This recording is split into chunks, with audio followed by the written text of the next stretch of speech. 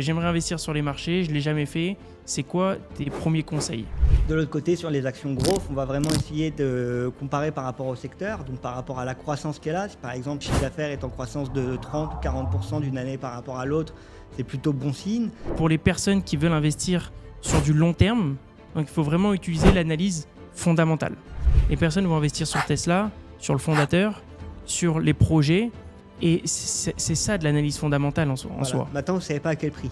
Demain, Tesla vaut 450 €. Est-ce que c'est cher? Est-ce que c'est pas cher? Et c'est ce que je dis souvent à nos clients, c'est qu'il ne faut pas être un professionnel pour investir en bourse, mais juste s'informer un maximum sur BFM, sur des super comptes sur Instagram ou autres pour avoir un maximum d'informations et de placer son argent sur du long terme. Et on sait que MicroStrategy aime le Bitcoin, donc on sait que ils risquent d'être un gros acheteur de Bitcoin et ils vont investir dans des produits qui n'est pas le Bitcoin, qui est... Les entreprises autour du Bitcoin. Exactement. Puis ensuite, il y a aussi deux questions qu'il faut se poser, qui est souvent négligée par ceux qui démarrent, mais est-ce que vous voulez gagner de l'argent ou est-ce que vous voulez ne pas en perdre? Salut David. Bonjour Clark, bonjour à tous. Écoute, on a fait un dernier podcast la dernière fois qui a assez plu à notre communauté. Et l'idée aujourd'hui, c'est de parler investissement avec David Derry, qui est notre analyste de marché chez Goliath. Goliath, je le rappelle pour tous, c'est une plateforme d'investissement qui permet d'investir sur plusieurs produits financiers de manière très simple. On a des matières premières, des produits structurés, des actions et beaucoup d'autres produits. David nous accompagne parce qu'il a une vraie expérience dans l'analyse de marché. Et aujourd'hui, on va parler de l'analyse technique et d'analyse fondamentale. Exactement, qui sont les bases pour ceux qui veulent démarrer dans l'investissement. C'est vraiment les deux grands types d'analyse qu'on connaît. Alors, excellent. Tu parles de l'investissement.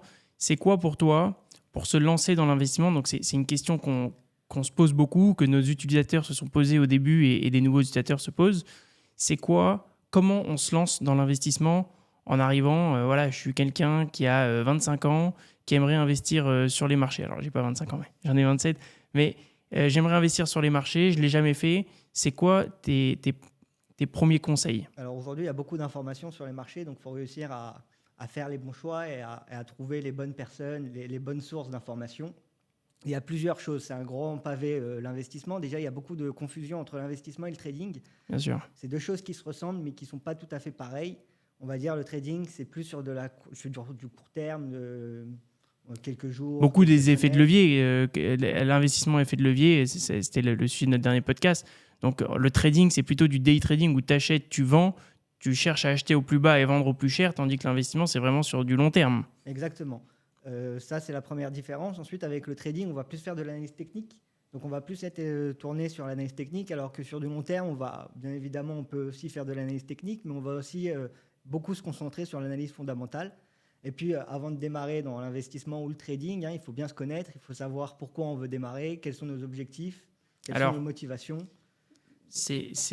Déjà, en termes de sources d'information, aujourd'hui, on manque pas de ça. Alors, vraiment, le plus important, c'est de trouver les bonnes sources, parce que entre les réseaux sociaux, la télé et toutes les chaînes d'infos, plus l'actu qu'on voit en ligne, c'est vraiment important de prendre les bonnes sources et de ne pas se tromper, parce qu'avec tout ce qu'il y a aujourd'hui, ça peut aller très vite dans le mauvais sens, on va dire. Donc, tu parlais d'analyse fondamentale et analyse technique, donc c'est un peu le sujet de notre podcast aujourd'hui. C'est quoi la différence? Je te dis honnêtement, moi, il y a 5 ans, je ne connaissais pas la différence entre l'analyse fondamentale et l'analyse technique. Alors, pour faire très simple, on va rentrer un peu plus dans les Vraiment détails, simplement, voilà, pour les personnes qui en ont marre d'avoir des personnes qui, à chaque fois, utilisent des mots compliqués, explique-nous simplement. L'analyse technique, en gros, c'est de l'analyse graphique. Donc, on va se concentrer sur le graphique, sur les cours de bourse, et on va analyser les graphiques via tout un tas d'indicateurs, etc. Et ça va nous dire exactement quand acheter l'action, quand est-ce qu'elle a un bon niveau de prix et quand est-ce qu'on peut se positionner. L'analyse fondamentale, c'est un peu plus différent. Comme je le disais, on va rentrer plus en profondeur dans les détails de l'entreprise. Donc, on va regarder les résultats, on va regarder tous les ratios financiers, etc. Et l'idée avec l'analyse fondamentale, ça va nous dire pas quand acheter, mais quoi acheter, quelles sont les bonnes valeurs. OK. Et donc, du coup, l'analyse technique, tu disais, c'est plutôt par rapport à un graphe où il va y avoir des seuils d'achat, de vente.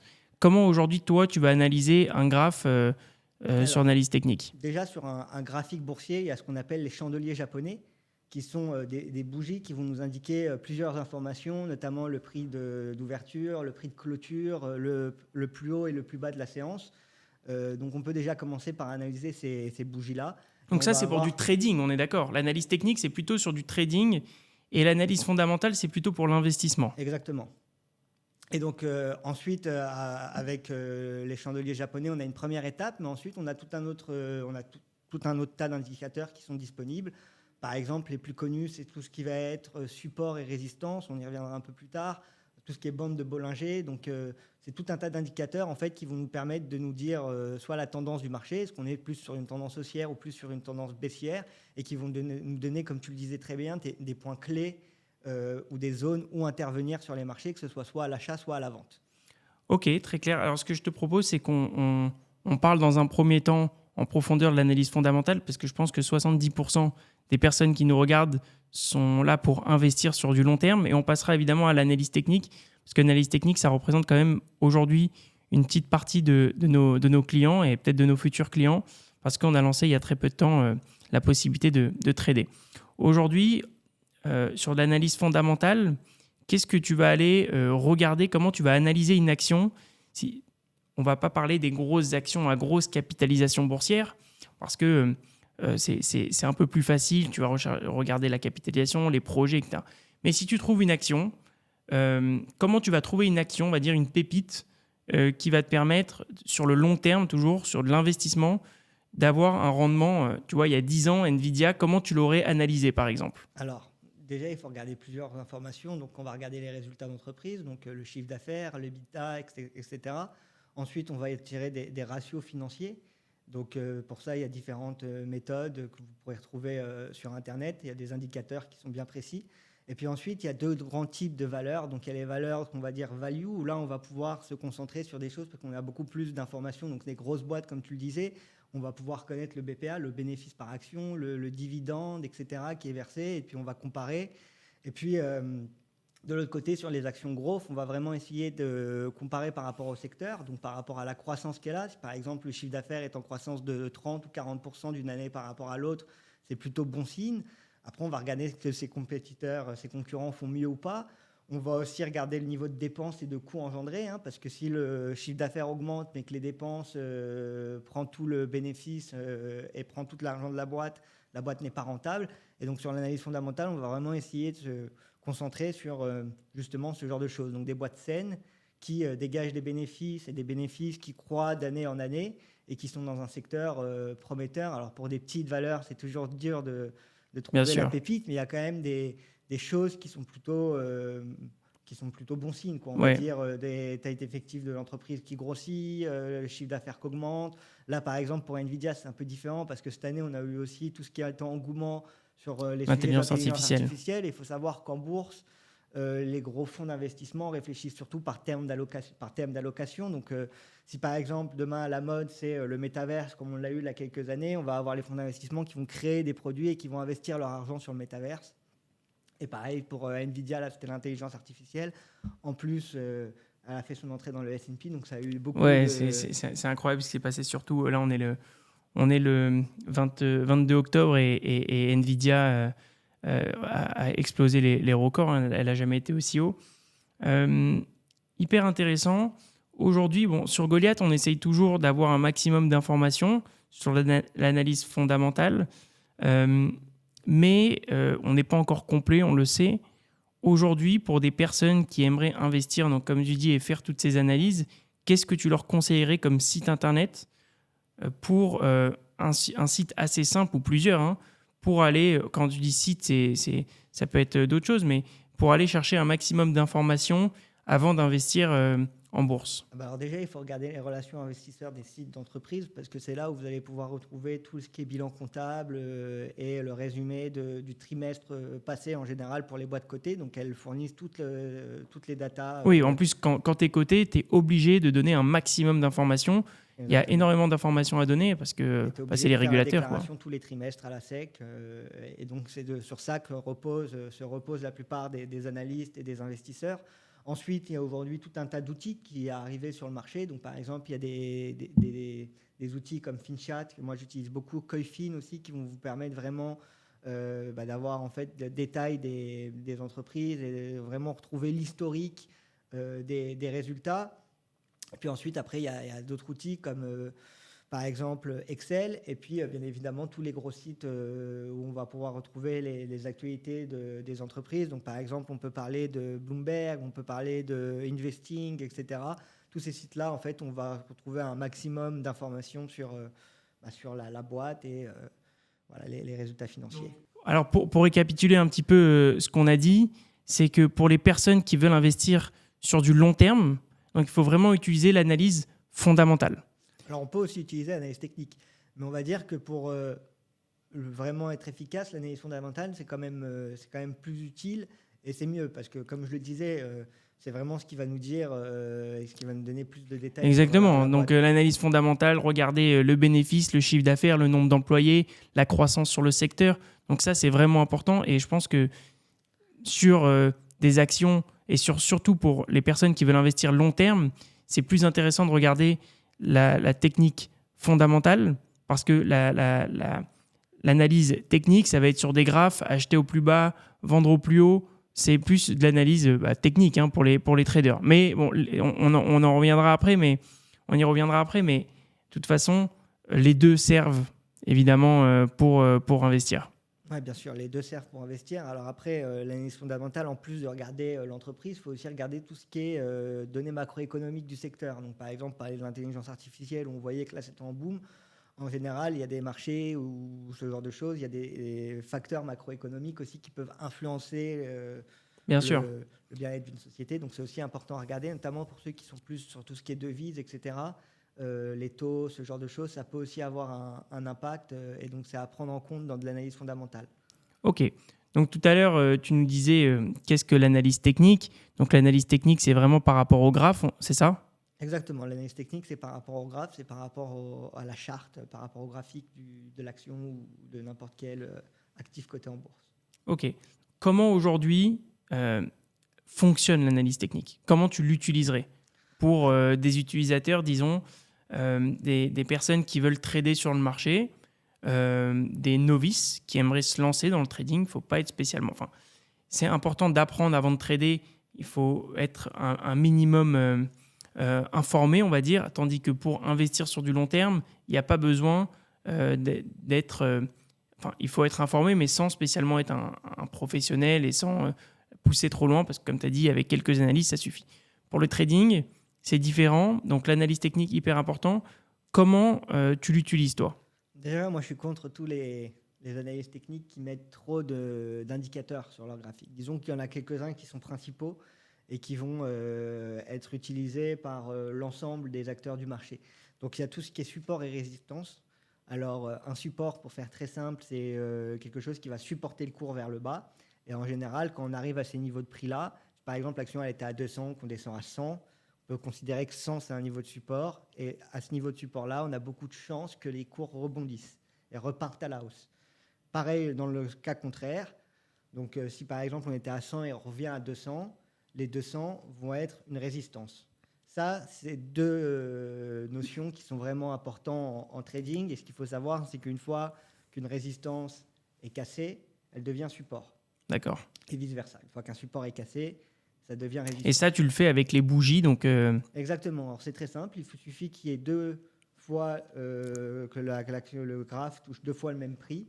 Et vous allez pouvoir comme ça, 2 ou 3 fois, c'est mieux 3 quand même pour se confirmer d'avoir une vraie tendance. Vous allez pouvoir comme ça tracer une droite et ça va vous donner au-dessus une résistance et quand on est en dessous, ça va vous donner un support. Et en général, quand on casse un support, on a tendance vraiment à redescendre et quand on casse une résistance, on a tendance à augmenter. Et puis parfois, on peut venir rebondir sur ces supports-là. Et donc, c'est intéressant et c'est vraiment des niveaux de cours qui sont vraiment importants et qui vont marquer en fait un changement de tendance. Ouais, et surtout quand on fait du trading, quoi, c'est du journalier, donc il faut être devant son graphe pas mal de temps. Ensuite, il y a d'autres choses qu'on peut utiliser dans l'analyse technique. Il y a les moyennes mobiles aussi qui sont très utilisées par tout ce qui est analyse technique. En général, on utilise la moyenne mobile 20 jours et la moyenne mobile 50 jours. C'est très simple. En gros, c'est la moyenne des cours jour après jour. Donc, comme je le disais, l'action, elle évolue dans la journée. Donc, on a un plus haut, un plus bas, etc. Et pour simplifier, on va faire une moyenne. Ces moyennes mobiles vont aussi nous donner des indicateurs. En général, quand la moyenne mobile 20 jours croise la moyenne mobile 50 jours, c'est synonyme là encore, d'inversement de tendance et de haussier. Et au contraire, quand la moyenne mobile 50 jours croise la moyenne mobile 20 jours, on est plus sur une synonyme de baisse. Donc ça aussi, ça peut donner des indications. Puis après, il y a d'autres choses. Il y a notamment les volumes aujourd'hui qui sont de plus en plus présents sur les graphes. Il y a les bandes de Bollinger. Alors les bandes de Bollinger, c'est un peu différent parce que ça ne va pas nous donner des... Alors c'est quoi ça exactement ? Alors, à la différence des supports, des résistances ou même des moyennes mobiles, des croisons de moyennes mobiles qui peuvent nous donner des indications, les bandes de Bollinger, ça va indiquer la volatilité. Donc, la volatilité, pour ceux qui sont totalement novices, c'est en gros, plus l'action elle est volatile, plus l'action va bouger. Donc, Ces actions qui vont monter, descendre toute la journée. On l'a vu il n'y a pas longtemps, en ce moment même d'ailleurs, c'est énorme le volume qui se passe sur cette action. C'est Nano. Je ne sais pas si tu as nano-nucléaire. non, je sais pas si... C'est une action qui bouge énormément, qui est très très volatile. Elle gagne et perd chaque jour entre 20 et 30% en ce moment.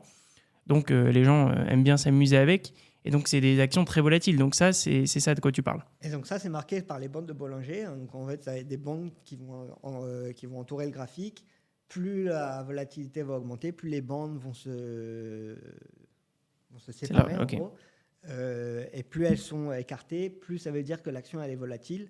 Arrivant en haut de la bande de Bollinger, en général, on a une tendance à revoir la volatilité diminuer et à avoir des cours qui rentrent dans des phases plus normales. Là aussi, ça peut être des bons indicateurs pour les traders. Alors après, bien évidemment, plus l'action elle est petite, plus elle risque d'être volatile. Mais, bien sûr. Et plus c'est volatile, plus il y a possibilité qu'elle n'existe plus. Aussi dans quelques années. Après, dans quelques années. Ok, donc hyper intéressant sur la partie analyse. Est-ce que cette analyse, les deux analyses que tu as dit, analyse technique et analyse fondamentale, elles peuvent être utilisées sur tous les actifs ? Ah oui, notamment l'analyse technique parce que c'est sur les graphiques, donc ça marche très bien sur tout ce qui est paire de devises, etc. Pour l'analyse fondamentale, si on se... Analyse fondamentale, c'est surtout sur des entreprises. Sur les actions, on va dire. Après, il peut y avoir des paramètres, par exemple, comme je le disais, les taux peuvent avoir une influence sur les obligations. Bien sûr. Donc, c'est des choses à savoir, à connaître et à maîtriser. Pareil pour le Forex, il peut y avoir des événements macroéconomiques qui influencent le cours. Par exemple, la guerre entre la Russie et l'Ukraine, on a pu voir que ça avait fortement impacté toutes les entreprises russes. Donc, c'est ce genre de choses. Maintenant, les deux sont utilisables pour tout type d'actifs. L'analyse fondamentale, c'est quand même beaucoup plus simple, on va dire, de trouver des informations et du bénéfice, des résultats sur des entreprises que sur des ETF ou ce genre de choses. Maintenant, sur les ETF, il y a aussi beaucoup d'informations, notamment tout ce qui est d'ici ou ça. Et donc, il y a aussi beaucoup de documentation pour apprendre et pour essayer d'en savoir plus sur ce qui compose le produit. Du coup, l'analyse technique et l'analyse fondamentale, elles sont un petit peu complémentaires en soi. Ça permet pour les traders des deux côtés, ils peuvent utiliser l'analyse technique et l'analyse fondamentale, parce que ça permet quand même d'avoir une certaine vision.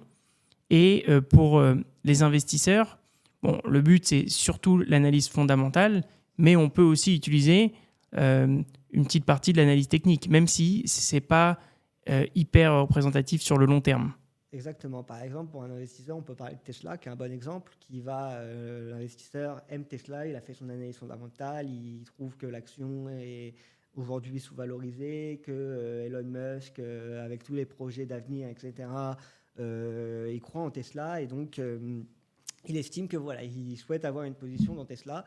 Ça, c'est l'analyse fondamentale qui lui a dit, qui lui a expliqué pourquoi. Il a regardé les ventes du Model S, il a regardé les différentes ventes. Et les robots aussi. Les robots, les nouveaux robots, arriver, etc. Bon, ils ne sont pas encore arrivés, donc c'est dur de chiffrer, mais ça risque d'arriver. Mais c'est surtout ça, comme tu le dis, les personnes vont investir sur Tesla. Attention, ce n'est pas du conseil d'investissement, vraiment toutes les actions qu'on donne, mais les personnes vont investir sur Tesla, sur le fondateur, sur les projets, et c'est ça de l'analyse fondamentale en soi. Maintenant, vous ne savez pas à quel prix. C'est Demain, ça. Tesla vaut 450 €. Est-ce que c'est cher? Est-ce que c'est pas cher?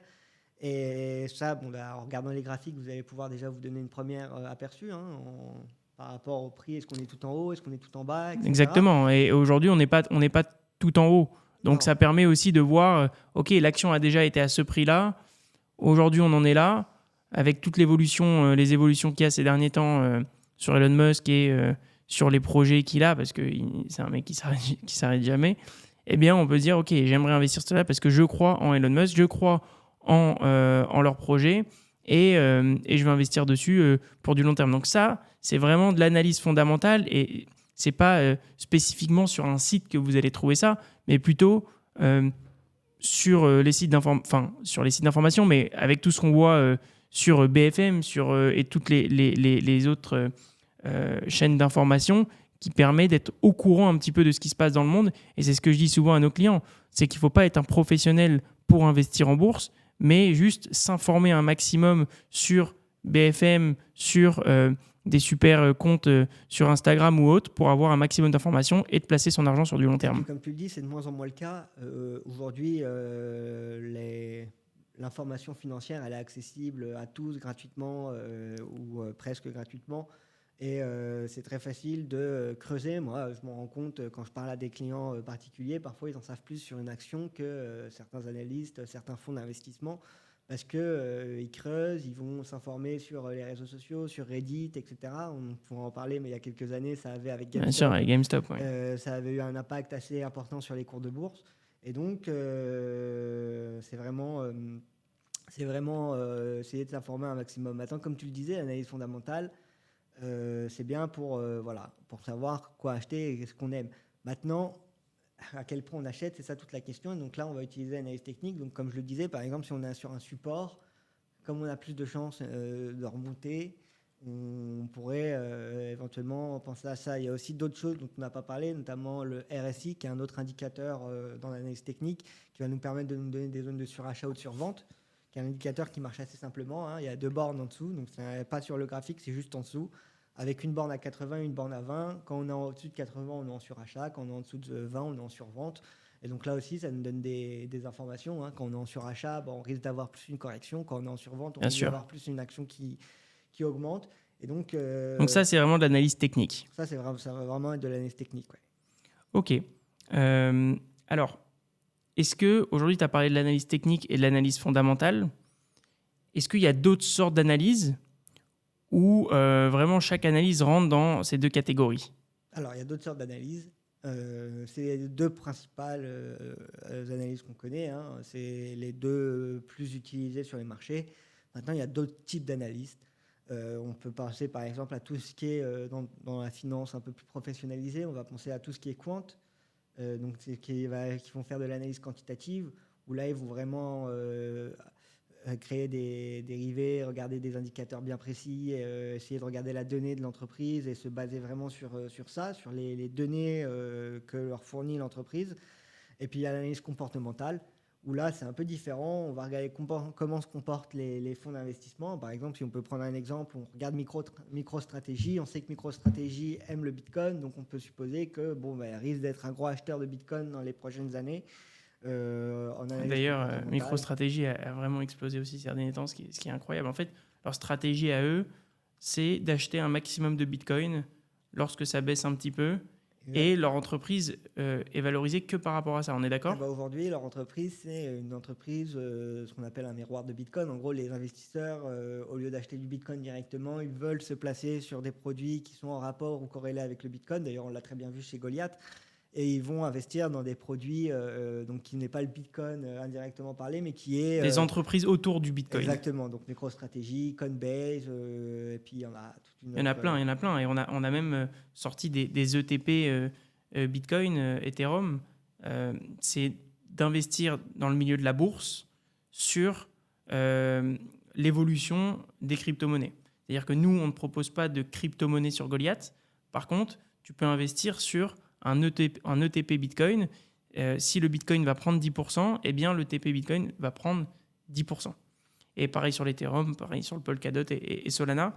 Et ça marche très bien parce que c'est régulé sur le marché boursier. Alors l'inconvénient, c'est que tu ne détiens pas ta crypto-monnaie directement. Si tu veux envoyer 1 000 € de Bitcoin sur une autre plateforme, tu ne peux pas le faire. Tu ne peux pas payer en Bitcoin. Par contre, tu as investi dans du Bitcoin. Et c'est là où c'est hyper intéressant. Et donc, c'est un peu ça, MicroStrategy, comme tu disais. Exactement, MicroStrategy, c'est un peu ça la stratégie. Alors après, c'est pas différent d'un ETP parce que l'ETP achète que du Bien Bitcoin sûr, et bien le sûr. conserve. Sur MicroStrategy, il y a aussi tout un autre business quand même autour. C'est une société de consulting de base, donc Ok. il y a aussi, enfin j'espère pour C'est eux. une grosse partie de leur chiffre d'affaires, mais en soi, ils ont un business qui tourne à côté. Exactement. Mais qui aujourd'hui est reposé beaucoup sur Bitcoin et sur l'évolution du secteur crypto-monnaie. Ok. Qu'est-ce que tu pourrais dire à notre communauté pour vraiment se lancer dans l'investissement après avoir écouté ce podcast sur l'analyse fondamentale et l'analyse technique? Comment vraiment les bases à regarder sur ces deux analyses Alors déjà, il y a des très bons sites dont je n'ai pas évoqué. Par exemple, ABC Bourse, qui est en français, qui est une ressource où vous allez pouvoir retrouver vraiment tout plein d'indicateurs d'analyse technique. Vous allez pouvoir regarder les définitions et en savoir un peu plus comment ça marche. Pour tous ceux qui parlent anglais, la communauté anglophone, il y a Investopedia, qui est aussi une ressource disponible et accessible. Et puis après, pour ceux qui veulent démarrer dans l'investissement, il faut, si je puis me permettre, se jeter à l'eau. Donc, ouvrir un compte, commencer à regarder, et puis c'est en forgeant qu'on devient forgeron. C'est Donc, pour ça d'ailleurs qu'on peut investir à partir de 2 euros sur Goliath. Évidemment, avec 2 euros, vous n'allez pas gagner d'argent, surtout qu'il y a un peu de frais. Par contre, avec 2 euros, vous allez pouvoir apprendre, comprendre et ensuite investir des plus gros montants. C'est un peu le but aussi de Goliath, c'est de donner accès à partir de petits montants, pas pour dire je vais investir 2 euros et je vais en gagner 100. Ça n'arrivera pas. Enfin, il faut vraiment avoir beaucoup de chance. Mais ça permet d'apprendre et de faire des erreurs avec peu d'argent pour ensuite investir des montants plus importants. Puis ensuite, quand vous commencez, il y a aussi deux questions qu'il faut se poser, qui est souvent négligée par ceux qui démarrent. Mais est-ce que vous voulez gagner de l'argent ou est-ce que vous voulez ne pas en perdre? Vous pouvez croire que c'est plus ou moins la même chose. Et que si C'est on une en bonne gagne, on n'en question, perd ça. pas.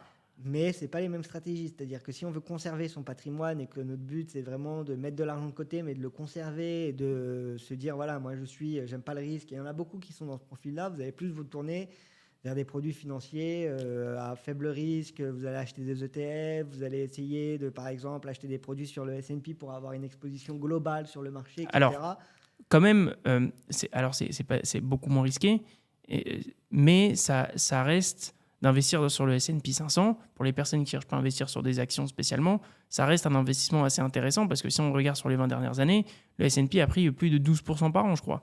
Donc, c'est assez énorme. Tandis que si vous placez votre argent en banque, sur un livret A, aujourd'hui, si je ne me trompe pas, on est à 3%, c'est quand même beaucoup mieux d'investir en bourse. Et les personnes qui veulent zéro risque, ils vont placer en livret A. Mais en bourse, il y a aussi déjà, pas énormément de risques sur des S&P 500, CAC 40, etc. Aujourd'hui, l'idée, c'est vraiment de démarrer, comme tu le disais, et puis d'essayer de comprendre ce qu'on veut faire. Et puis, on a fait un très bon podcast sur l'effet de levier pour les gens qui veulent éventuellement en savoir plus sur le trading. Et puis, pour l'investissement, le meilleur moyen de commencer à investir, c'est vraiment de se composer un portefeuille d'actions. Si on veut vraiment être actif, savoir aussi si on veut être actif ou passif. Il y en a qui préfèrent être actifs sur les marchés, c'est-à-dire ils préfèrent regarder tous les jours ou regarder au moins une fois par semaine leur portefeuille, faire eux-mêmes leurs arbitrages. Oui, bien sûr. L'arbitrage, ça, c'est très important, mais tu as 100% raison. Tu as des personnes qui vont être actifs ou passifs. En revanche, ceux qui sont passifs, également, parfois, quand je les ai au téléphone, je leur dis, si vous voyez qu'à un moment, vous avez investi sur une action et que vous êtes à plus 40, plus 50% en très peu de temps, à réfléchir. Tu vois, c'est pas parce que tu es passif. Moi, ça m'est arrivé, je suis un investisseur. J'ai 2 comptes. J'ai un compte trading sur Goliath Levier et un compte vraiment 100% passif. Sur mon compte passif, ça m'est arrivé de faire plus 30, plus 40%. C'est assez rare, hein, mais en 2-3 mois, sur une action, eh bien, je vais la vendre. Je vais la vendre et je vais la racheter quand ça va redescendre un petit peu. Alors que je suis quand même un investisseur passif. C'est pas de passif si tu revends. Mais je revends parce que l'évolution a tellement été énorme. Si je suis à plus 10, plus 12, ce qui est déjà bien, ou même plus 5, plus 6, je ne vais pas revendre. Mais sur un temps qui est vraiment petit, faire du plus 30, plus 40, je préfère vendre. Après, c'est peut-être pas la bonne stratégie, attention. Alors, la meilleure stratégie en bourse, c'est de garder sur du long terme, et on le voit d'ailleurs. C'est parce que c'est Warren très, très Buffett, dur. déjà, C'est Warren très, très Buffett. dur de timer le marché, c'est-à-dire tout le monde aimerait idéalement acheter au plus bas et vendre au plus haut. Mais ça, c'est dans l'idéal. Dans la réalité, il y a plusieurs stratégies. Il y a notamment le DCA qui est aujourd'hui beaucoup préconisé par les Énormément. gens. Le DCA, pour rappeler, c'est la possibilité d'investir chaque mois, chaque semaine, chaque jour. À vous de choisir la possibilité d'investir sur une action sans spécialement venir sur l'application et acheter à chaque fois et passer du temps. Donc, c'est automatisé pour pouvoir lisser le prix d'une action. On ne peut pas acheter au plus bas et revendre au plus haut. Donc, ce qu'on fait, c'est qu'on achète à des prix différents pour lisser le prix d'achat. Exactement. Si par exemple vous trouvez qu'aujourd'hui Tesla est trop cher ou que Nvidia est trop cher, mais que vous voulez vous exposer à Nvidia, au lieu de rentrer votre investissement de 1000 euros par exemple d'un coup, vous pouvez vous dire sur les 10 prochains mois, je mettrai 100 euros sur Nvidia, quel que soit le prix. C'est bien évidemment, c'est plus facile à dire qu'à faire. Comme tu le disais, c'est très juste. Et quand une action, qu'on a mis 1000 euros ou 5000 euros ou 10 000 euros sur une action et que l'action elle prend 20, 30, 40%, en quelques jours, quelques semaines, c'est vrai qu'on a tendance à se dire bon, on va récupérer une partie de nos bénéfices et on rentrera plus tard. C'est souvent comme ça qu'on fait des erreurs. C'est souvent en plus comme ça que les brokers gagnent en frais. Plus vous allez Bien faire sûr. des trades sur la plateforme, plus nous, on va se rémunérer. Donc, il faut faire attention. Bien évidemment, si vous trouvez que... Il faut être le plus important, c'est d'être confortable avec ses investissements. On dit une phrase Avoir qui est sa très propre juste. stratégie aussi. Avoir sa propre stratégie et être confortable avec son investissement. C'est-à-dire du moment où vous êtes plus confortable avec votre investissement, parce que ça arrivait beaucoup dans les crypto-monnaies, vous aviez mis 1000 euros, ça a fait x100, vous vous retrouvez avec 100 000 euros. Bon, là, dès que ça fait un petit mouvement, c'est plus la même chose. Donc, vous êtes plus confortable avec cet investissement, déjà parce que ça représente une trop grosse partie par rapport à votre patrimoine total. Donc, ça vous met dans l'inconfort. Et donc, il faut savoir aussi à s'adapter à sa situation. Et c'est ce qui est le plus dur dans le trading, c'est que tout le monde est différent.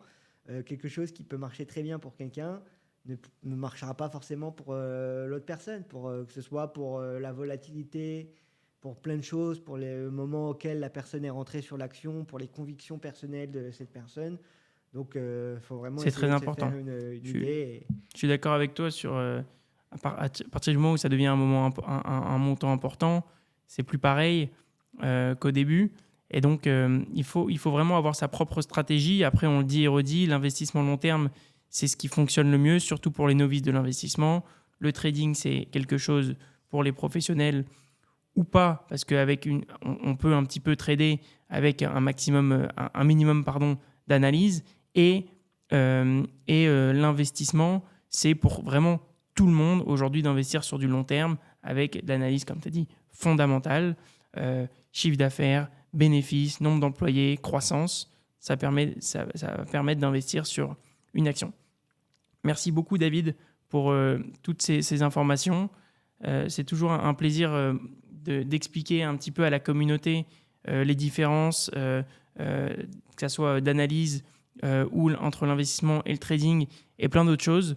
Je pense qu'il faudrait vraiment qu'on arrive à faire plus de vidéos pour la communauté parce qu'on nous le demande à chaque fois et essayer d'en faire au moins 3 ou 4 par mois. Écoute, moi je suis dispo, donc ce sera avec grand plaisir. En tout cas, j'espère que ces podcasts vous plaisent. Si vous avez des questions, n'hésitez pas à nous les poser sur Goliath, que ce soit à moi ou à Clark, on essaye d'y répondre. Et puis, comme je le disais, le meilleur moyen de démarrer dans l'investissement ou dans le trading, c'est de se lancer. Pour ceux qui nous écoutent, ce qui semble le plus sexy quand on démarre, c'est le trading. Pourtant, dans les stats, c'est là où les gens perdent le plus d'argent. C'est vrai. Donc faites attention, l'investissement, c'est peut-être boring et ennuyeux, mais au moins, si vous investissez 1000 euros ou 2000 euros, quand vous reviendrez dans 4, 5, 6 mois, normalement, vous aurez 2000 euros, voire un peu plus, voire un peu moins aussi, ça peut arriver. Mais c'est moins parce qu'aujourd'hui, quand on parle de trading, il y a aussi beaucoup de gambling. C'est aussi souvent ce qui est mis en avant quand on parle de trading. Et donc faites attention parce que il faut avoir un money management. On a peu parlé, mais si vous faites du trading, vous allez avoir un money management beaucoup plus important que dans l'investissement. Dans l'investissement, vous avez 100%, vous achetez 10 actions. Ça vous fait une diversification, vous essayez de diversifier un peu sur différentes zones géographiques et c'est bon, vous avez un portefeuille diversifié qui normalement pourra faire face au risque. Et puis investir aussi que les montants que vous êtes prêt à perdre, c'est important quand on démarre. Si vous êtes inconfortable, comme je le répète, si vous êtes inconfortable avec un investissement, c'est sans doute que vous avez mal dosé votre investissement, que ce soit la taille ou la durée, c'est aussi possible. Voilà. Et puis... on peut le rappeler aussi. Bon, vous pouvez discuter avec nous évidemment en dessous de cette vidéo, mais Goliath, c'est aussi un réseau social qui va vous permettre d'échanger avec la communauté. Il y a plus de 30 000 utilisateurs, on est presque 35 000 maintenant utilisateurs qui échangent sur le réseau social, qui achètent, qui vendent. Vous pouvez apprendre, comprendre et investir. C'est ça vraiment la mission de Goliath. Et on propose beaucoup de produits financiers, le trading, l'investissement, les matières premières, les ETF, les actions, les produits structurés. Donc tout ça de manière très simple. Notre mission, elle est toujours la même si on rajoute tout le temps des nouveaux produits financiers. C'est de rendre accessible un maximum de produits financiers qui est généralement complexe, qu'on a rendu simple. Et juste pour le mot de la fin, l'avantage aussi du trading social, c'est comme tu le disais, il y a des milliers de stratégies. Et donc, avec ces milliers de stratégies, vous allez pouvoir trouver des exemples, avoir des informations, etc., voir les stratégies qui marchent le mieux, comparer. Et tu partages énormément tes achats aussi sur Goliath. Moi aussi, j'ai des playlists et je partage des posts, ouais. Génial. À bientôt. Pour les personnes qui ne nous connaissent pas, vous pouvez télécharger l'application Goliath sur Apple Store ou Google Store. Elle est 100% gratuite et vous allez pouvoir investir sur beaucoup de produits financiers. On est disponible en France, évidemment. À bientôt, David. À bientôt, Clark. Merci tout le monde.